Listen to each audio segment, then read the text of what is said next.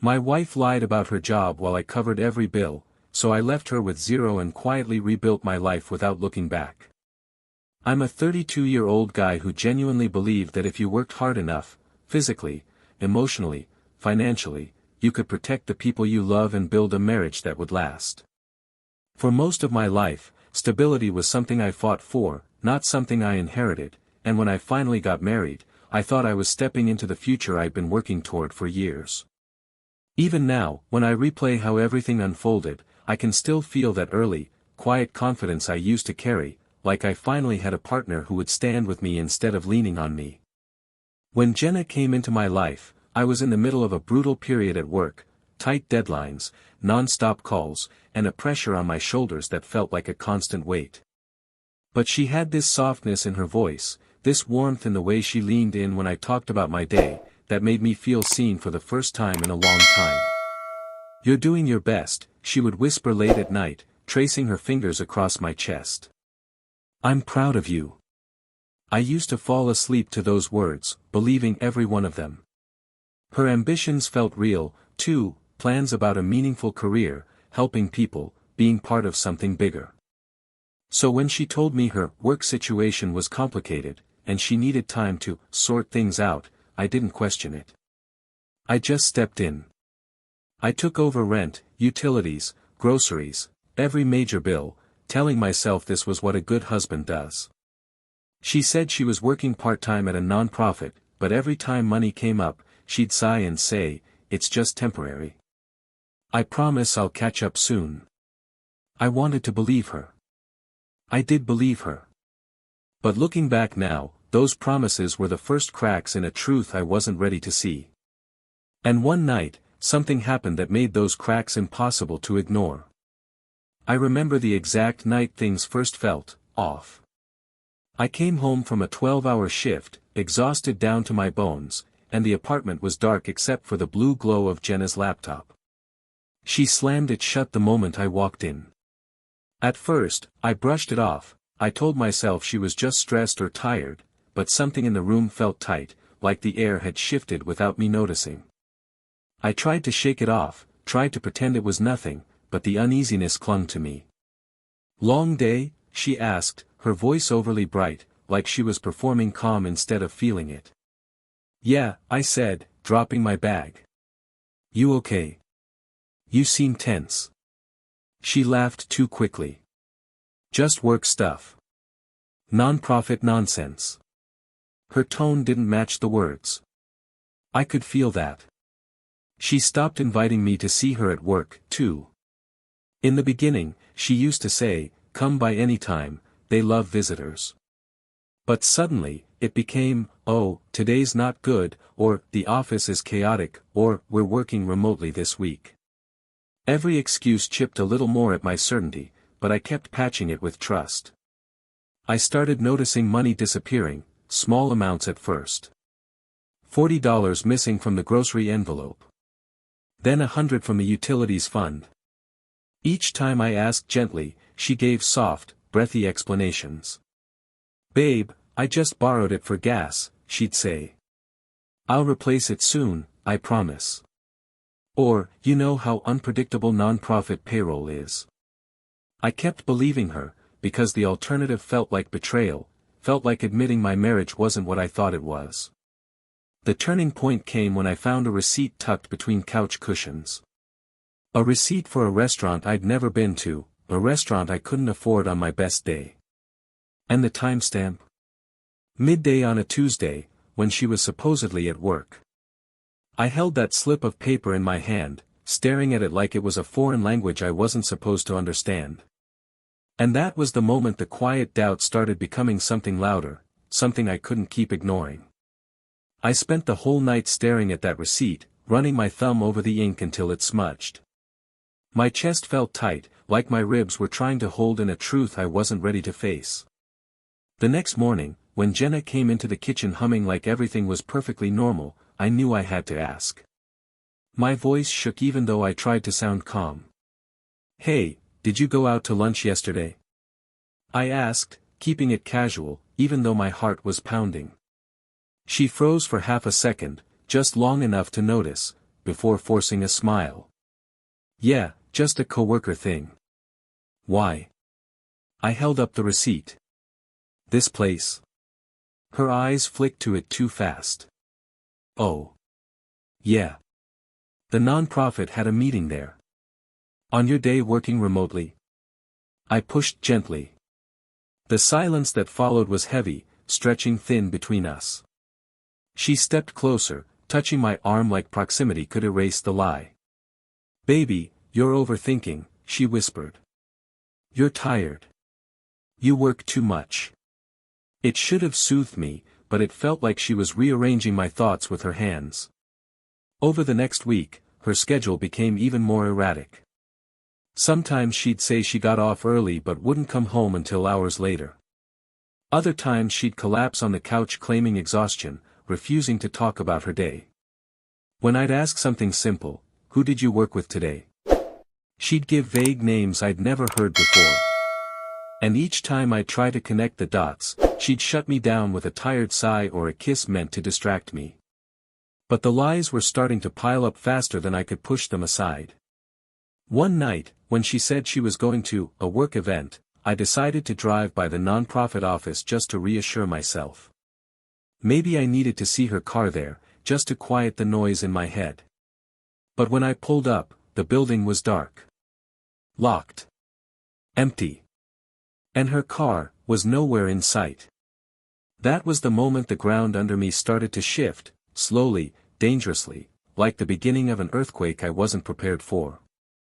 I sat in my car outside that dark, locked building for almost 10 minutes, gripping the steering wheel so hard my knuckles turned white. My brain kept trying to come up with explanations. Maybe they changed venues, maybe she carpooled, maybe I misunderstood, but every excuse felt thinner than the last. The street around me was quiet, cold, lit only by a flickering street lamp that buzzed like it was struggling to stay alive. I felt the same way. I tried calling her. Hey, she answered, sounding breathless. You at the event? I asked, listening carefully. Yeah, just stepped outside for air. Why? I swallowed. Where is it again? She hesitated. Babe. I told you. At the office. I stared at the dark building in front of me. I'm here, Jenna. There was a sharp inhale on the other end, quick, panicked, unmistakable. What do you mean you're there? She whispered. I'm looking at the office. It's closed. No cars. No lights. Her breathing got uneven. Why would you come? Why don't you trust me? The question cut deep because until that moment, I had trusted her completely. But hearing her turn it back on me, like I was the problem, made something inside me twist painfully. I just wanted to surprise you, I said quietly. But you're not here. The line went dead. Not a dropped call. She hung up. I sat there in the silence, listening to the blood rush in my ears, feeling my heart beating too hard against my ribs. Minutes passed before she texted, I'm coming home. We need to talk. The message felt heavy, like a warning. When she walked into our apartment later, her hair was messy, her makeup smudged, her clothes wrinkled in a way that didn't match a work event. I stood up from the couch, waiting for answers she didn't seem ready to give. Jenna, I said softly, just tell me the truth. She looked at me with something between fear and exhaustion, then whispered words I wasn't prepared for. It's not what you think, but it's not good either. And in that moment, I felt the floor of our marriage tilt beneath me. When Jenna said, it's not what you think, but it's not good either, I felt my entire chest tighten, like my lungs didn't know whether to breathe or brace for impact. She sat on the edge of the couch, elbows on her knees, rubbing her palms together like she was trying to warm herself, or work up the courage to lie more convincingly. The room felt strangely still. Even the hum of the refrigerator sounded like it was waiting for her next words. I've been overwhelmed, she began. Work has been a disaster. I didn't want to worry you. I kept my voice steady. Jenna, where were you tonight? She looked up with glassy eyes. I was interviewing for a second job. A restaurant gig. I didn't want you thinking I couldn't handle things. Something in me cracked, not because the explanation was emotional, but because it felt rehearsed, shaky, incomplete. Why hide that? I asked quietly. Why lie? She sniffed, looking away. Because you already do so much.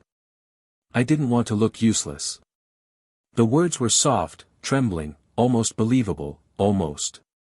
But her makeup was smudged in a way that looked nothing like a job interview. Her blouse was wrinkled, her perfume was faded, and there was a faint smell of cigarette smoke, even though neither of us smoked. It clung to her like a story she hadn't practiced explaining. I saw the receipt, I said finally. The fancy restaurant. The one from Tuesday. Jenna froze. I was meeting someone who works there, she insisted. They were giving me a chance. I didn't want to tell you until it was real. My stomach twisted. Every answer she gave opened another question. Why hang up on me earlier? I panicked. Why were you out of breath? I ran outside. Why did you tell me you were at the office? I don't know, okay. I made a mistake. Her voice cracked, but her story didn't fit together no matter how I turned it. I wanted to believe her so badly that it physically hurt, but something inside me was screaming that this wasn't the whole truth. And the next morning, I'd get a piece of evidence that shattered everything she'd said. The next morning, I woke up before Jenna. She was curled up on the far edge of the bed, facing the wall, breathing softly like nothing was wrong. But my mind was still replaying every crack in her story, every hesitation, every contradiction. I moved quietly, almost afraid that making noise would make the truth crash in faster than I was ready for.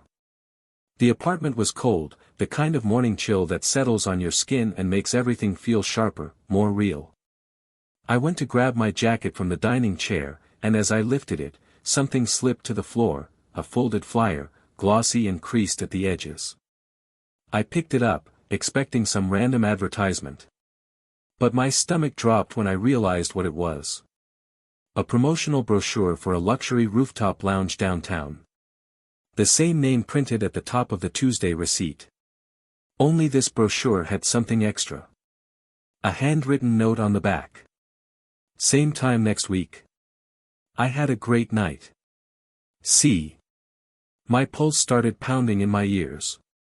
My first instinct was denial, maybe it wasn't hers. Maybe someone slipped it into her bag. Maybe C was a coworker. But then I flipped it over again, and there it was, a faint smear of her lipstick near the fold. My hands went cold. I walked into the bedroom, my voice barely above a whisper. Jenna. Wake up. She stirred, groggy. What time is it? I held out the brochure. What is this?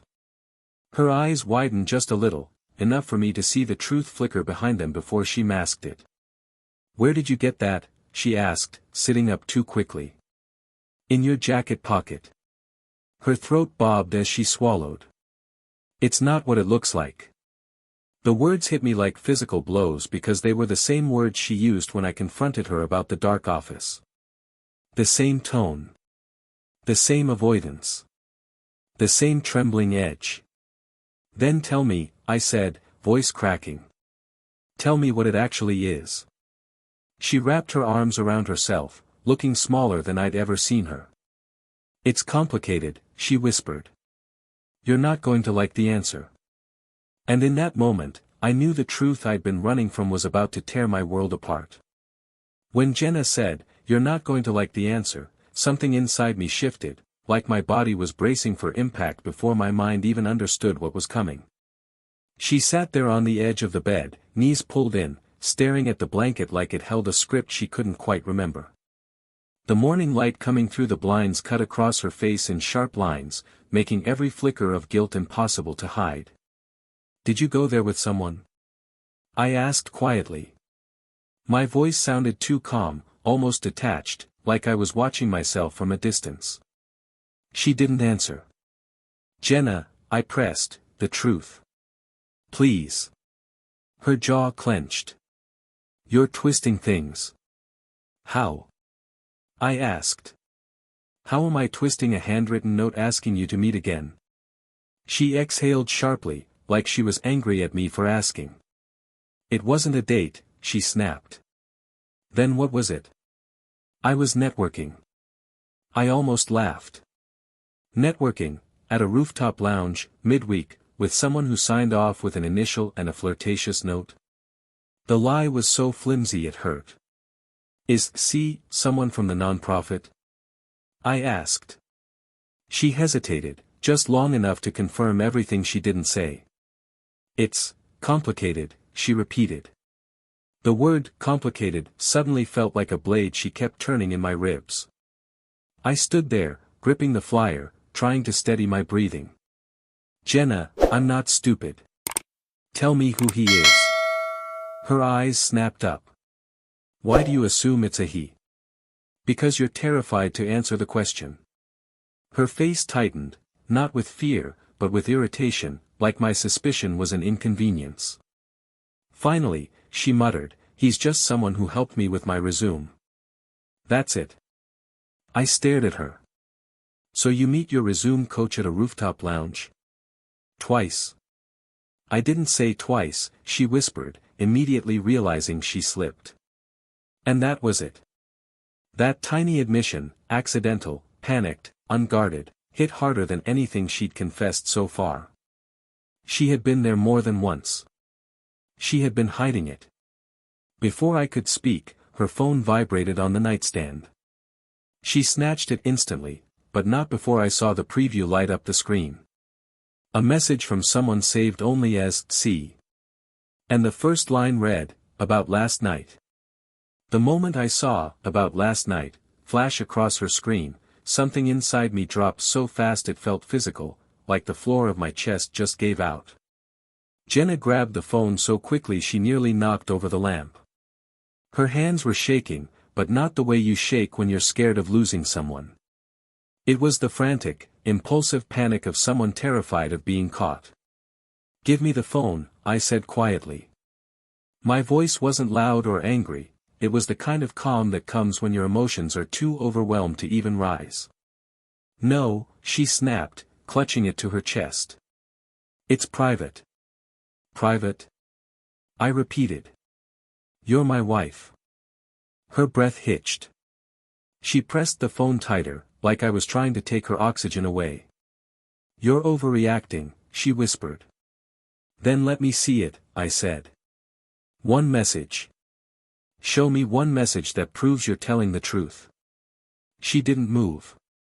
The silence stretched between us, thick and suffocating. I could hear the soft ticking of the bedroom clock, I could hear her uneven breathing, and I could even hear the distant hum of traffic outside, but she said nothing.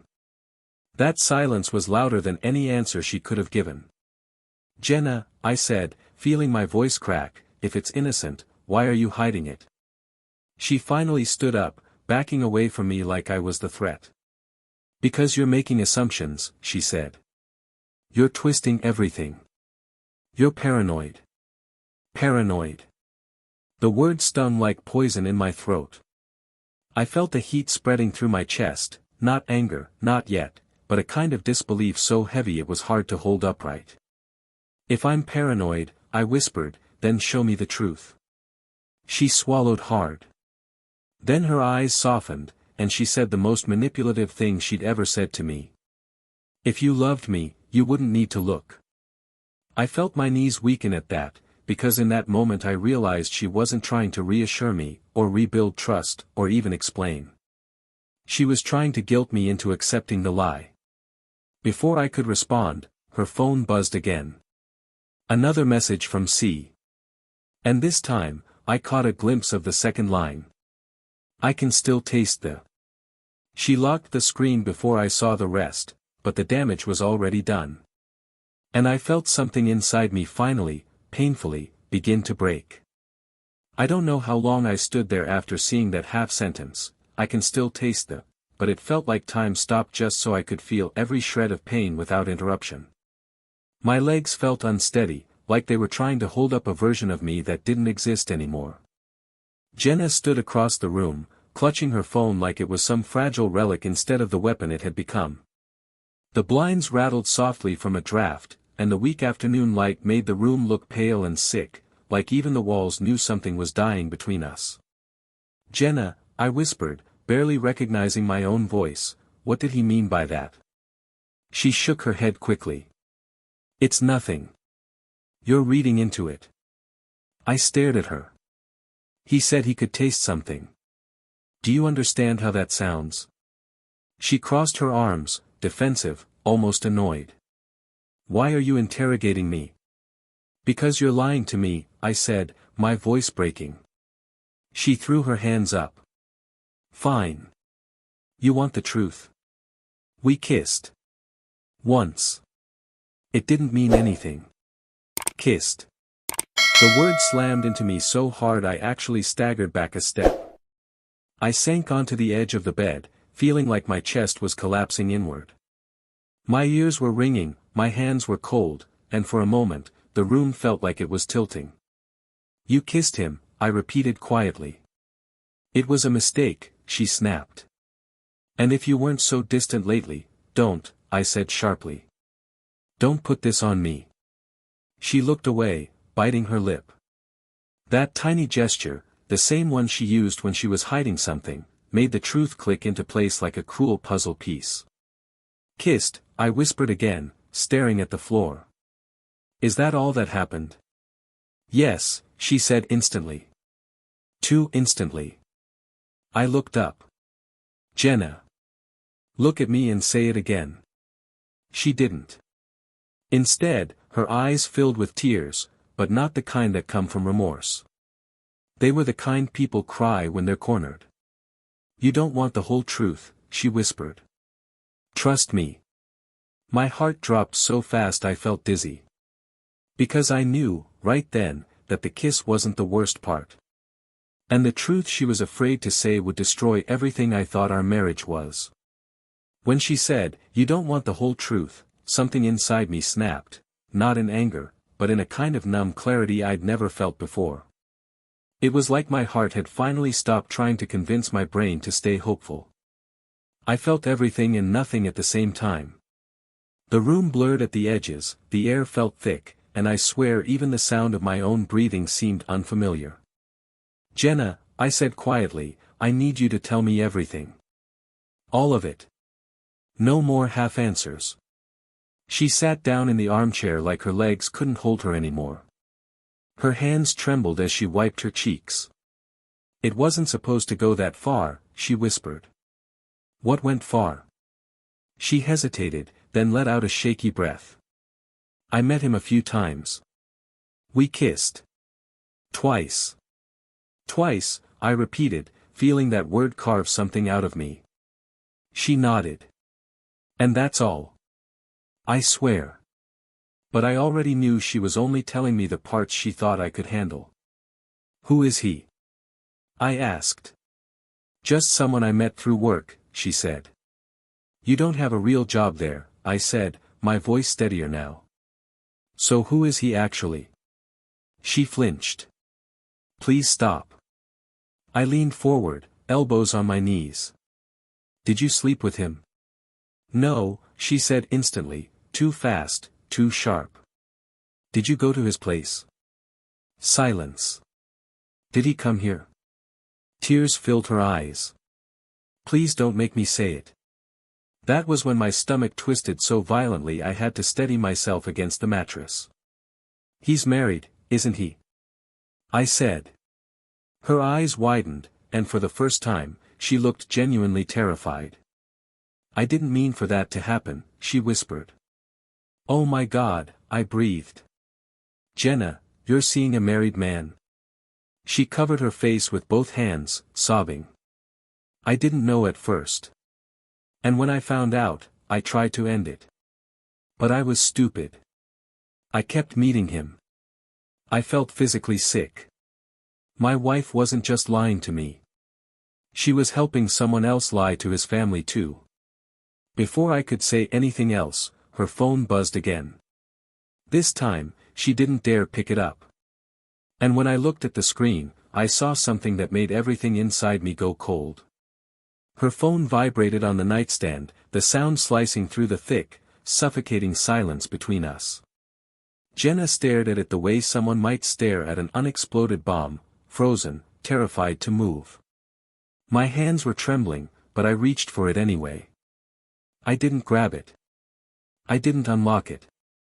I just looked at the preview lighting up the screen. See, my wife is suspicious. We need to be careful. My heart stopped. Completely. It felt like the entire world tilted on its axis, like gravity shifted just to force me onto my knees. Jenna, my voice cracked, the word dragging out of me like it hurt to speak. He's scared his wife will find out. She pressed her hands to her mouth, eyes glossy with panic. Please, don't do this. Don't read into it. How the hell am I supposed to not read into that? I shot back. You're telling me it was just kissing, just a mistake, just confusion, but he's talking about being careful? She stood abruptly, pacing, pulling at her hair like she wanted to rip the truth out of her skull. It got out of hand, she cried. He told me he was separated. I didn't know, you didn't know. I said, voice shaking. Jenna, you are literally helping this man hide from his wife. She stopped, turned to me with a look of pure desperation. I didn't want this. I didn't plan for it. You just what? I just needed someone to talk to, she whispered. You were gone all the time. You were tired. You were stressed. And he made me feel, she stopped, biting her lip. Feel what? I said, barely breathing. Wanted. That word hit harder than any confession she could have given me. Wanted. Like I wasn't enough. Like the man working himself to exhaustion to keep our home standing somehow made her feel invisible. I sat down slowly, the weight in my chest crushing. Did you sleep with him? I asked again, soft but relentless. Her gaze dropped to the floor. She didn't nod. She didn't shake her head. She just stayed silent. And that silence was the answer I wasn't strong enough to hear, but couldn't ignore anymore. Her silence felt louder than any confession she could have spoken.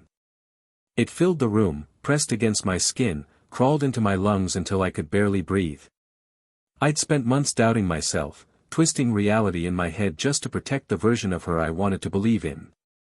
And now, in the quiet of our dim bedroom, with morning light slipping across the floor like a spotlight on the truth, I finally understood, this wasn't an accident. This wasn't confusion. This wasn't a kiss or a mistake or a bad night. This was a choice she made again and again. Say it, I whispered. My voice shook, but not from fear, from exhaustion. Please, Jenna. Just tell me. Her shoulders quivered. She wrapped her arms around her stomach like she was holding herself together. I didn't want to hurt you, she whispered. That's not an answer, I said. She closed her eyes. It happened. Once. Just once. The classic line. Except her voice trembled in that familiar way, the way it did every time she told a half-truth dressed up as honesty. I felt something in me break cleanly, like a bone that had been cracked for months and finally snapped under its own weight. My throat tightened, but I didn't yell. I didn't cry. I didn't even move. I just sat there, staring at the woman I'd built my entire future around, wondering how long she'd been slipping away without me noticing. You should go stay with someone, I said quietly. Tonight. She jerked her head up. What? No, we can fix this, we can talk, we've been talking, I replied. And all I've gotten is pieces. I can't do pieces anymore. Her voice cracked. Please don't give up on us. I swallowed hard. You gave up first. The words came out steady, even though my chest felt like it was caving in. She reached for me, but I stepped back. For the first time, I didn't bend, didn't soothe, didn't rescue. I just stood there, letting the truth sit between us like a wall she had built brick by brick. "I'm done begging for honesty," I said. "If you want this marriage to survive, you need to tell me everything.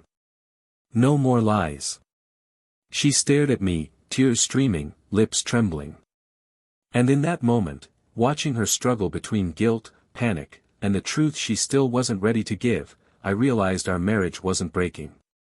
It was already broken. And what came next would decide whether I walked away from the wreckage, or burned with it.